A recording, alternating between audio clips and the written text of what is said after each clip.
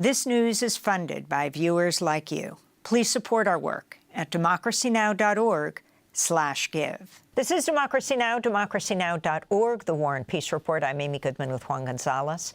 The Biden administration is coming under criticism this week for failing to independently investigate the killing of Ayşenur Ezgi Eygi, the 26-year-old American activist shot to death by Israeli forces in the occupied West Bank in September.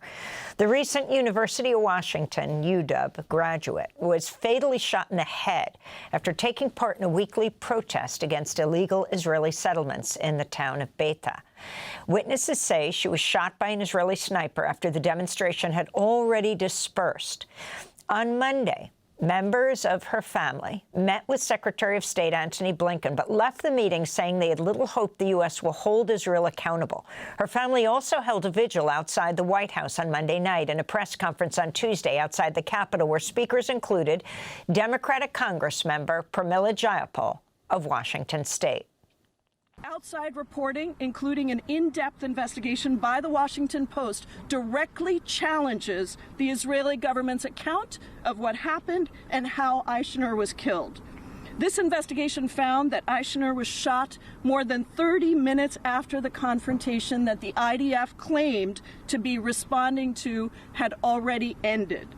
And she was killed from more than 200 yards away, horrifically shot in the head. That is not a, quote, mistake, as the IDF has claimed. That is not accidental.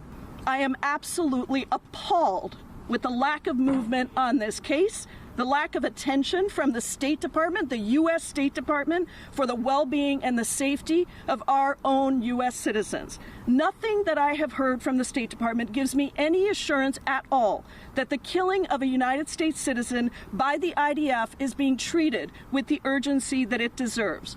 And this is all particularly galling when the U.S. continues to provide unfettered aid to Israel, bullets, bombs, weapons, violating our own domestic Lehi laws and international humanitarian law. That was Democratic Congressmember Pramila Jayapal of Washington State, represents Seattle, where Ayşenur also grew up and went to college. Pramila Jayapal was speaking Tuesday at a news conference calling for a U.S. probe into Ayşenur Ezgi Eygi's death, shot dead by Israeli forces in the occupied West Bank. We're joined now by Ayşenur's sister, Ozden Bennett, and her husband, Hamid Ali. We thank you so much both for joining us, and our deepest condolences on the death of your wife and your sister. Ozden, if you could start off by talking about your meeting with Blinken. If both of you weigh in, why did he agree to meet with you? Your sister is an American citizen, and what he promised. My sister's killing happened over 3 months ago, so we waited a long time to meet with Secretary Blinken. And unfortunately, we didn't get a lot out of that meeting on Monday with him. He stuck to a lot of his talking points, which was that they will review the rules of engagement and conduct within the Israeli military because of their escalations and actions, and essentially kept deferring to the Israeli investigation. Anytime that we countered the comments that he was making, he would just circle back and repeat the same things. And Hamid, let me ask you, has President Biden called you on the death of your wife, or Ozden, on the death of your sister? No. President Biden has not reached out to us directly. Yeah, I wanted to ask State Department spokesperson Matt Miller said Monday that Blinken told you that, quote, that Israel has told us in recent days they're finalizing their investigation into the matter. Have you received any communication from the Israeli government at all? No, we haven't received any communication from the Israeli government. I mean, we received 3 pictures with some captions from the U.S. Embassy in Jerusalem from the Israeli government via the embassy in Jerusalem, but that's about it. There's been no other communication. And when we asked Blinken for what communication or documents or anything they've received from Israel themselves, the answer was nothing at this time. Hamid, can you tell us about your wife? The university, went to University of Washington, graduated, and then what happened on that fateful day? Yes. As I understand it, and as I've been told by eyewitnesses and as I've read in the Washington Post investigation, she attended a weekly demonstration in Beita against an illegal Israeli settlement. She was there as an international observer. She was not part of the protests in the same way that she was not participating necessarily. She was there to document and as a protective presence and to bear witness, really, of their right to protest against that illegal settlement. She was standing under an olive tree. She had just helped an older woman who was also there as an international observer who had just sprained her ankle. And the last conversation that they had was that they felt safe in that position underneath that olive tree. And then that's when she was shot. And Austin, could you tell us, your sister was drawn to advocating for human rights around the world. Could you talk about her growing up and her decision to get involved in these kinds of activities? Mm-hmm. Growing up, even from a young age, she was just always very drawn to helping her community, helping people in need, taking mentorship positions, volunteering where she could. And starting in high school, she became really politically engaged in the Seattle community around Trump's election, for example. She was really moved by Bernie Sanders and his messaging. She was really moved against what Trump was messaging at the time and trying to implement. And she really rallied protests at that time in Seattle. And through the years, she's volunteered abroad in Myanmar to help relief efforts there. She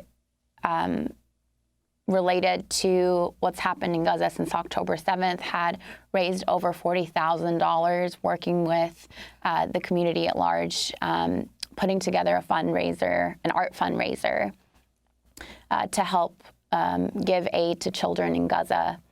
She was a huge part of the student leadership that led the encampment movement on the campus of University of Washington. She was at the negotiations table trying to push the president and the administration on campus to divest from certain companies that were harming Palestinians. And even after all that, she felt like what she had done wasn't enough, and she felt moved to do what she could, and she felt like, in her words, the least she could do was to go there, bear witness as an international observer and document the injustices that she was seeing, and hopefully be have the Israeli military think twice before using lethal action, which unfortunately is what killed her that day. Hamid Ali, you wrote an op-ed in the Hill newspaper in Washington that was headlined, "Why isn't Israel being held accountable for killing my wife and other innocents?" If you can answer that question right now, and what exactly Blinken said he is waiting for, if he's talking about an Israeli military investigation, I wanted to go back to what the State Department originally said. Matt Miller saying Israel has told us in recent days they're finalizing their investigation. You're meeting with all sorts of Congress members, right? Jim McGovern, Pramila Jayapal, Senators Jeff Merkley, Chris Van Hollen. Chris Van Hollen, who's called for the release of the investigation of the well-known journalist, also American, the Al Jazeera journalist Shireen Abu Akleh, who was killed, May 11th, 2022, by an Israeli sniper as she was covering the Israeli raids into the Jenin refugee camp. What would it look like if the U.S. held Israel accountable for the death of your wife? Well, simply to begin, accountability starts with an investigation by the U.S. of the killing of one of its own citizens by an ally. I think that's where it starts. Accountability, I mean, nothing will bring my wife back, but at the very least, we can hold those who were responsible, for example, the soldier who fired that bullet, the unit commander who gave the order, and anyone else responsible for that action being taken, face some sort of punishment. Because I think the answer to the question of why my wife is not getting justice is because Israel enjoys this level of impunity throughout its existence that no other country, no other state in the world enjoys, and it seems to be unconditional at this point. I mean, I don't know what else needs to happen. And are you calling for something to happen before Trump takes office? Are you concerned about what will happen next?